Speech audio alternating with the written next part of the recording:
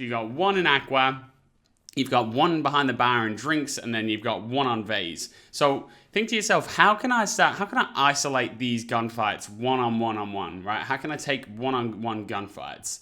So the easiest way to do that, like if you go out here, if you walk down this corridor, you're probably gonna get crossfired just on this corner. You're gonna get crossfired from someone that's watching you from this side and then someone that's watching you from Vase. You're probably gonna get crossfired on this position here. It's not to say that you can't do it, but what you need to do if you are gonna go down this route, you need to choose a side of the hallway to push. So push down tight onto this right wall here and then look left. Or push down tight onto the left wall, and then look right towards the Vase player. Try and not let this guy see you or this guy see you for as long as possible until you can get a clear shot onto one of these guys.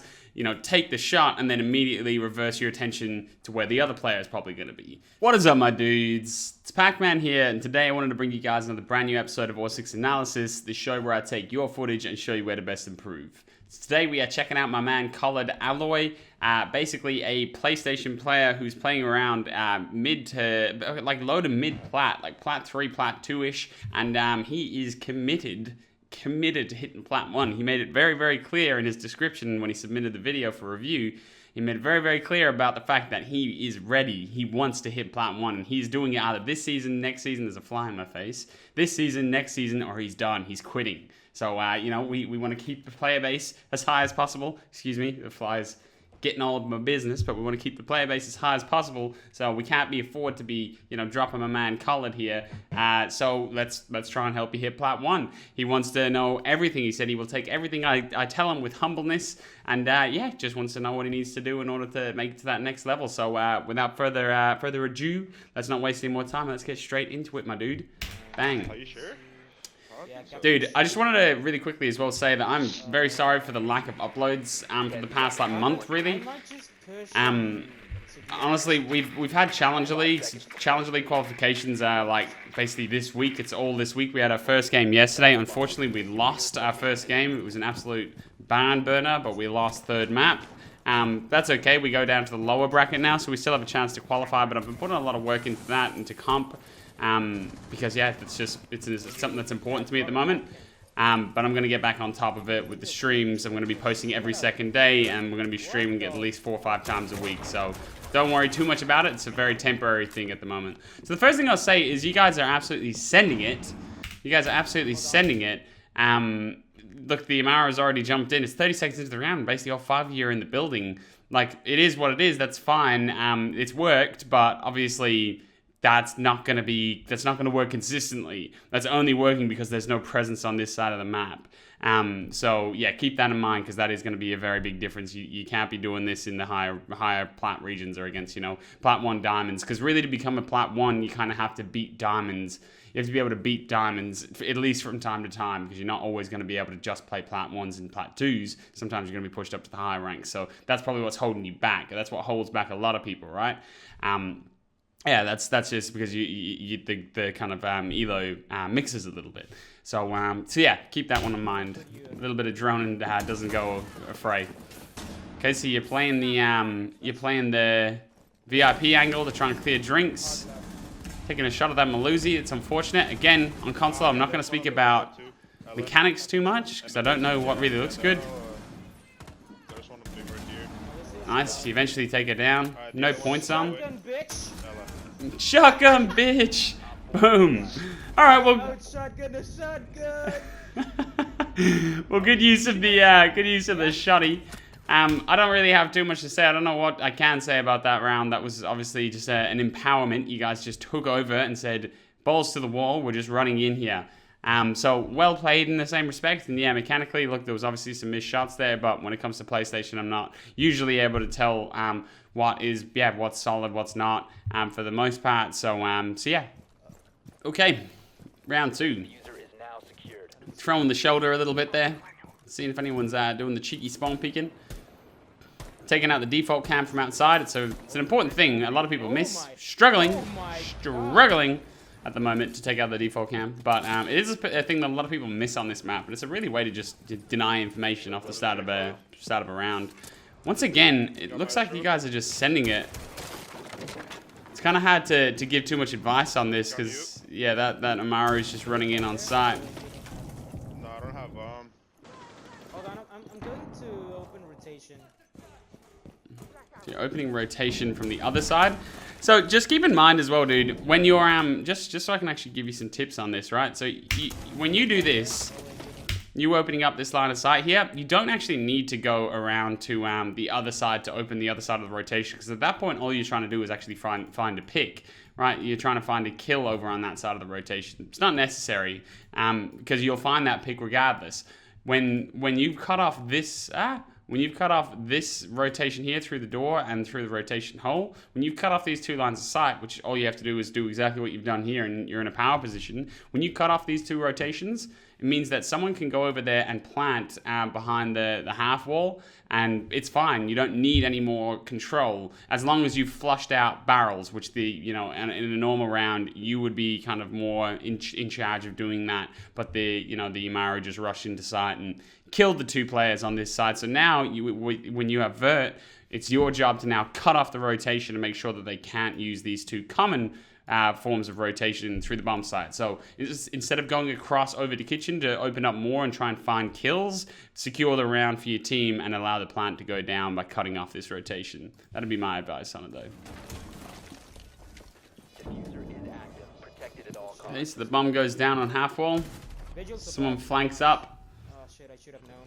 That's unfortunate. And again, just like looking at this, right? Just another quick thing, right? So we've got a drone here. You get flanked in about 15 seconds, but we've got a drone here in the pocket. It's so easy to just throw that drone, and like really you've done. There's not a single piece of droning going on, and it's gonna affect you as you play better and better teams. Right now you're kind of just steamrolling these guys a bit, so it's not that important. But you know what you can be doing there. It's so easy to just throw this drone and leave it on 90. So just leave it in 90 corner underneath the default, and then the first person that dies, just say, "Yo, watch my flank. Don't let me get flanked up top," and that's it. And the round's done, right? But instead of that happening, you're kind of just like running around. You go over to kitchen. You don't really know what you're doing. You go over to kitchen to try and get some more vert. You're coming back to the other vert. Then I don't know. You're just trying to find some kills, and then this vigil just flanks up, and he finds the kill.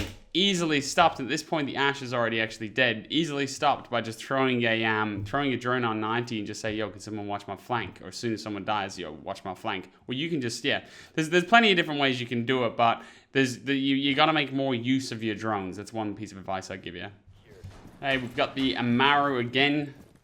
Let's see if she tries round 3. Surely the enemy team doesn't allow him to do this again. He's doing it. You good up there? Yeah. Okay, you're gonna go. Okay, so the fuse goes down. But the Jaeger gets traded by this Amaru, who is just popping off right now. Okay, so we got rid of the default. There's one coming from luggage, likely. So again, just keep in mind that this is the 3rd round in a row on attack that you've done 0 droning, and I don't think anyone's doing any droning. You're just completely fake checking things, and like it's all well and good to do this, but what happens then the next time you say you want to go and play in high plat and diamond because you know you're ready to be there?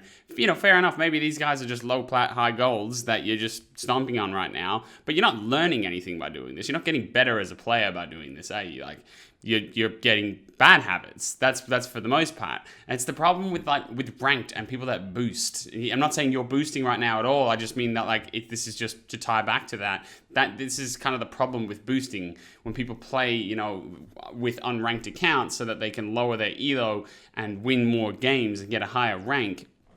It doesn't make them better, it makes them worse. It literally makes you worse at the game because you're playing against players that are underskilled in comparison to yourself for the most part. So, doing this and playing like this just isn't going to make you better. This just doesn't make you a better player in general. It makes you worse, because it's completely, it's very lazy. It's just lazy playing. You're just running in, no droning. Oh, someone died, someone killed you luggage, bro? No worries. Now I'm just going to hold luggage with the nomad jab on top of it. We're just kind of going to hold it. We'll see what happens, you know, and it's just a whole lot of nothing, you know, like one comes up main stairs. You have a cheeky look at that. You get the frag. You know, it's just, I'm not trying to like bag you out because you know, you're landing your shots and you're winning the rounds, but it's just like, it's just a whole lot of nothing really. Okay, so you got one in luggage. Now you're gonna go and take this fight one-on-one. Sometimes you got to. He has one in cool vibes. Just FYI as well, with Nomad's actual util, you probably want to be bringing flashbangs with her. Just anytime you have the opportunity to bring flashbangs to burn util or burn ADSs, you probably just want to be bringing them. Right here in the same place. Okay, so maybe start working it with your Ash, but make sure you're leaving your drones so that you can't be flanked from white or from luggage, because they can just impact out the Nomad. If you just leave that drone 90, it's a super powerful drone. Basically, every time we play Coastline Attack, we're putting a drone on 90. Now it does get shot, but as soon as it gets shot, we usually just replace it if we can. But it has all of the information as to if someone's, you know, aggressing from vase, if someone's flanking up from white, if someone's flanking around from luggage, all of it. You just can't be flanked in your positions. It's just a really, really powerful piece of information that you can give yourself. So that's something I'll be looking to set up round by round.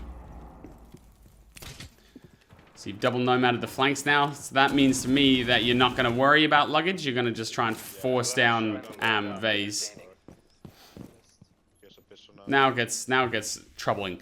This wall should definitely be reinforced, by the way. Just FYI for anyone. I've spoken about it a few times, but anyone that's defending hooker billiards, you want this double wall here reinforced, precisely for this reason, so that you just can't get all these mad angles directly into sight, and it really exposes the player behind drinks as well.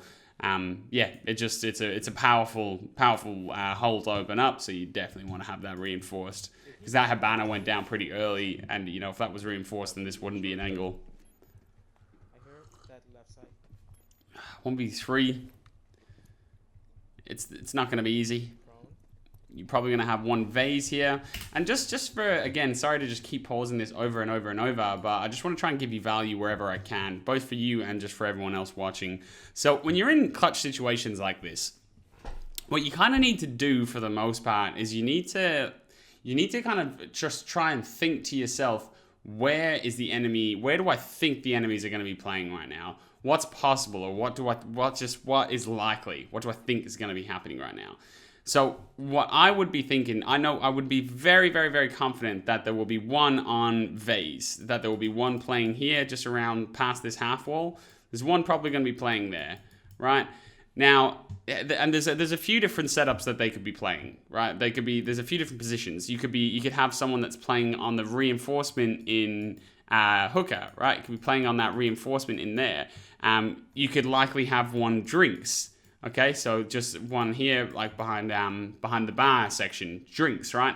You could have one playing out behind aqua bar to watch you if you go luggage. Depending on if they have information on you or not. If they don't have information on you, there's 3 alive. So let's just say there's 3 alive. You just go with a basic this. So you go with something like this, right? So you got 1 in aqua, you've got 1 behind the bar in drinks, and then you've got 1 on vase. So think to yourself, how can I isolate these gunfights one-on-one, right? How can I take one-on-one gunfights? So the easiest way to do that, like if you go out here, if you walk down this corridor, you're probably gonna get crossfired just on this corner. You're gonna get crossfired from someone that's watching you from this side, and then someone that's watching you from vase. You're probably gonna get crossfired on this position here. It's not to say that you can't do it, but what you need to do if you are gonna go down this route, you need to choose a side of the hallway to push. So push down tight onto this right wall here, and then look left. Or push down tight onto the left wall, and then look right towards the vase player. Try and not let this guy see you, or this guy see you for as long as possible until you can get a clear shot onto one of these guys. you know, take the shot and then immediately reverse your attention to where the other player is probably going to be. So this corridor is really, there's a lot of strong crossfires you can set up right there. I'm not saying that this is the position that they're definitely going to be in, but it's likely. It's an estimation. It's like a guess, right? But I shouldn't have really actually even rubbed them out, because what I was going to say is if you have one here, boom, boom, so like them positions there again, one on drinks, one on vase, one on drinks, and then one in aqua. Well, what you can do, to be honest, what you can do to single out and to isolate a gunfight is you can just go fight this aqua guy, right? You can just go through luggage and fight aqua. Because if you go around there and fight him, you'll give yourself about 15 to 20 seconds before these guys like rotate over fast enough, like, you know, before they get to him quick enough to help out in that situation. You'll probably be able to take a one-on-one with old man out in aqua. If you get that kill, then okay, you now go from a 1v3 down to a 1v2. And then what you need to do is try and find the next 1v1. So now there's probably going to be someone drinks, and there's going to be someone that, you know, might peek the rotate hole. So this guy might rotate into hookah and try and shoot you through the rotate hole. And then you can maybe try and, you know, find him over-aggressing, and then voila, you've got one more player on drinks that you need to worry about. You can focus all your attention on. It's kind of hard to explain, and that I did go pretty deep on that there, but when you're in clutch situations, to give yourself the best chance of winning, it's all about like just trying to isolate the one-on-ones. So trying to find one-on-one gunfights as you go through and giving yourself the best opportunity to do that. And by trying to guess roughly where the common positions your enemies are going to be, and then try and find your one-on-one gunfights based off of that information. Now that was an absolute ramble. We'll see how you go. So that is that one player that's around drinks, the vigil. Yeah, there's two guys. So that's the drinks guy. You get him. So he's over-aggressed in that situation, right? I don't know where He's kind of giving you that. I'm trying to give you advice based on, like, you know, I guess like guys that don't necessarily do that, that don't hand it to you on a plate like that. Like, now here's the aqua player, right? That was the drinks player. That's the aqua player. So that's another one-on-one gunfight you can get. So now you're you're about to walk down the corridor. This guy's doesn't really know where he's going, but you're about to walk and that's the vase player. What I mean is like that. So just to re-clarify on that one more time, right? Like I promise you guys, I didn't watch this video ahead. Like that's just me thinking about where they probably gonna be here, where they probably gonna be sitting. And they're just common spots in a situation like this. Now, if that vigil hadn't have over-aggressed, then you know you would have had to deal with that crossfire that they could have set up from vase, right? And then that Melusi has stepped way out from luggage, like completely unnecessarily. What she should have done as soon as that vigil died is just rotated back in towards the hallway. And then, you know, if the sound calls that you're rotating around the back again, then she can just resume her position, or she can just stay in drinks, and then the rotate position happens. The second position, it's very confusing. It's almost hard to explain sometimes. Just by words, it's a hard thing to explain, but. That's you know, in this situation specifically, they've given you a lot of opportunities to get back into the round. But if they don't give you them opportunities, it's about you trying to find the best opportunity to get back into the round. You can do that by isolating off them gunfights. 15 seconds. Okay, so this guy has tried to flank luggage. 10 seconds. That'll be the last time she does that. Jaeger's still swinging. 5 seconds left. Now he's rotating back into drinks, billiards. The Jaeger gets you prone. What is name? Oh, not the Jaeger, sorry, the LM. So well played, but yeah, look, just keep that in mind when it comes to clutch situations. There is more that you can do than you might imagine. Okay, round 4. Playing the smoke now. Nomad. Defending kitchen, and you're playing in sunrise. So yeah, just another a little piece of advice. When you're playing in sunrise, it's very, very important to have this player out there in office to try and protect you from that blue bar rush. So they can't just swing your blue bar door and shoot you in the back. And then yeah, so they just it's just more protection that they can't come through office and whatnot. So when you're playing in sunrise, it is very important to have someone out there around office to help support. Kitchen's like one of them sites that really you can have 3 or even 4 players off site and just all on the first floor, just hanging around one main lobby side, one office side, one sunrise, maybe 2 site, whatever you want to do, but you can kind of get away with it. The bandit gets the first kill. You've got someone pressuring you from sauna. So you'd almost like an ADS here though as well. You'd almost like a cheeky ADS to help support. They're on your window now. Again, it's about not it's about not doing that. It's what you're doing before in terms of just staying low. That's what the sauna position, the sunrise position is about. It's about kind of staying low and just firing off little pot shots. It's not about hard holding an angle like that, just waiting to get, quick peeked and just finished. It's about it's about like staying alive in there, right? Because it's a power position. If the enemies get that position, it can be round over sometimes. So it's about like staying alive as long as possible, and you do that by just kind of like just being a presence, because it's very difficult to get someone out of sunrise when they're playing it correctly, just by coming through sauna door. It's hard. It sounds like they're getting, is that Vert and VIP? I don't know what that breach charge sound was. You've got one peeking the blue rise, the blue bar window, windy, as my Australian friend Sam would say. Sledge sends it. Doesn't do a whole lot of droning, does not bring someone in to trade with him, and he gets punished for it. But nice shots there, man. Nice shots. And I'm a C camera. SMG's not easy to control, so nice shots, man. That's a cool skin as well. Bruh, I'm absolutely devastated. I went to get like the third Lunar Sail skin, the green one. Tried to do it all with Renown, and by the time I got Renown enough for the third one, the green one was no longer on sale. That was Ash. Ash is 50 health upstairs. Devastating. Going into main lobby. Okay, going into main lobby. I don't know where are you gonna try and flank main lobby? Okay, let's see how we play. I would probably in that situation have just dipped back in through kitchen door and played site. 2v2. That's probably what I would have done in that situation. Holding a late office flank when there's 15 seconds left isn't really doing much. 1 op 4 remaining. Wait, what? 5 seconds left. What? They must have kit. Hidden, Time getting bitch! expired. I'm hidden! What are you watching? Wait, what? What just happened here? Why are you guys over here? What are you here? That was Ash. Ash is 50 health upstairs. Why are you guys over here? Ash in point to ping. I must have missed something.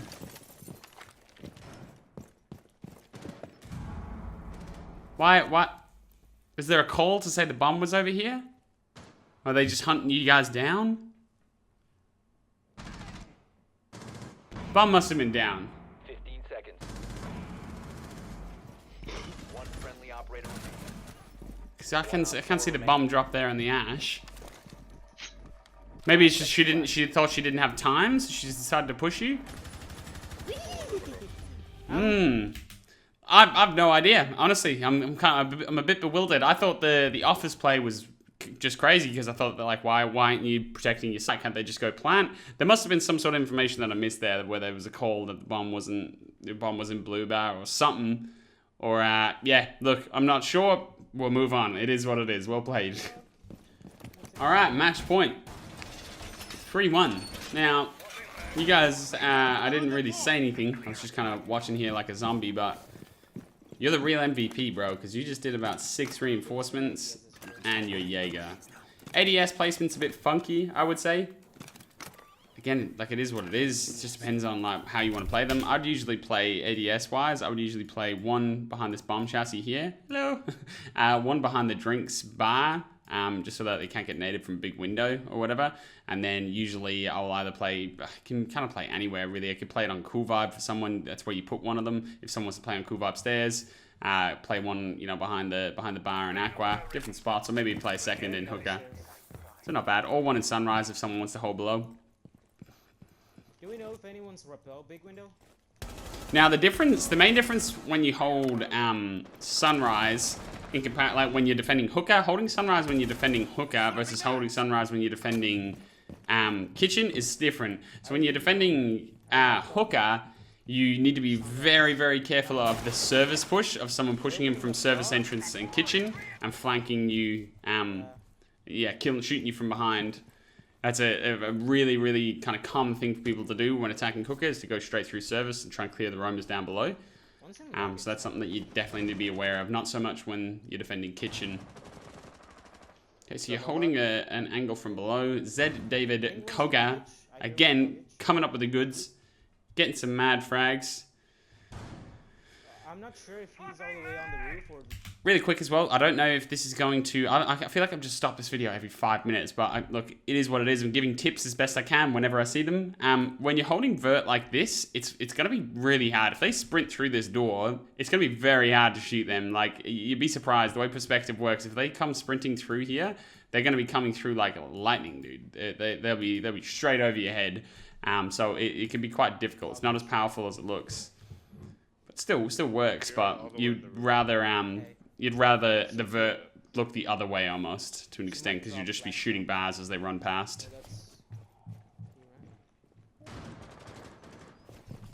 Is there anyone on the hookah? Your location has been compromised. Okay, so you're going for a run out onto Hookabout. It's a nice little run out. You've seen someone last second, but not the easiest shot in the world to hit. He's shit in there. Aquarium. Mechanically, you look good One in aquarium. for a console player. Luggage. I don't know. It seems to me that you look good. So you do have one in luggage now. See? He moved luggage. See what I mean? They just like, it's the weird way perspective works in Siege sometimes. Like, see how fast that just flicks past the screen? Like, it's very hard to hit a headshot in that sort of an angle. So it can become borderline useless. Alright, look, that game's over. I think you played alright, man. It's hard to tell. When you kind of stomp on a team like this, it's not the best footage for me to review. I'd rather see you lose to a better team, you know, a team that's in the rank that you're trying to get to. And, you know, if they slam you guys, I'd rather see... you know, some footage of that, because it's you know, there's not, you don't learn as much. You either win or you learn, right? For the most part, you learn a lot more when you're losing in comparison to when you're just, you know, slamming guys. But I think overall you played pretty well. You definitely need to be, you know, focusing more on fundamental Siege if you want to be able to take steps in progression. If you want to be able to play against higher and higher elo guys, things that you're doing in this game aren't going to work. Hopefully you know that, and you know that's probably why you're not in that elo at the moment, because if you try and play like this against every team you verse, you're clearly and evidently not going to be able to play in that elo, because they're just going to punish. But overall, you mechanically you look fine. I just try and adapt a more consistent play style, I would say, in terms of your approach on attack and defense. If you're playing with the similar stack, or if you're playing in solo queue or whatever it is, you know, if you're playing with a stack, that's going to be the best way to really take leaps and try and push towards diamond. Plat 1 high diamond, high plat diamond. 5 stack is going to be the best way to do so. And just by forming more consistent attacks, more like methodical attacks, you can still be aggressive without, like, you know, just being reckless. So you can take gunfights, you can take space, you can work off information that you're given without being just completely, you know, reckless, like, you know, marrowing into top white and just pushing straight onto site, you know, every round, and rushing and no droning. You know, that's reckless, and that's there's no consistency in that. It might work in this particular game, but it won't work in the next, and that's what's going to kind of keep you at a plateau in terms of elo. So by adapting a more like methodical approach and being consistent with that, you'll see more consistent results, and hopefully that consistency points upward. But thank you very much for sending me in the footage, my man. We went and did a bit of a deep dive there on clutches, which is pretty sick. I do love a good cheeky clutch myself. I had a few yesterday in the CL quals, which was nice. Unfortunately, it wasn't quite enough for us to get the dub, but we're in the lower bracket now. And you know, yeah, we still have a chance. We just gotta no more second chances now. We gotta get dub after dub after dub. I'll be doing a pretty sick video on the Challenger League qualifications next week, regardless of result. So keep your eye out for that. And thank you again for sticking with me in terms of, you know, the lack of uploads and the lack of Twitch streams. I promise you the consistency is coming back, but you know, you only get a chance to qualify Challenger League once per year. So it's important to kind of prioritize when situations need to be prioritized. But look forward to your daily streams coming back over the next couple of weeks. Daily streams coming back upload every second day, and just leave a comment down below if there's types of content that you want to see, and I'll be sure to get it happening, and yeah, I'll be sure to make it happen. So as always, if you enjoyed the content, be sure to like and subscribe. We are super close to 100k. Hopefully we can crack that in the next few months. But yeah, without wasting too much time, my dudes, I will see you in the next one. Peace.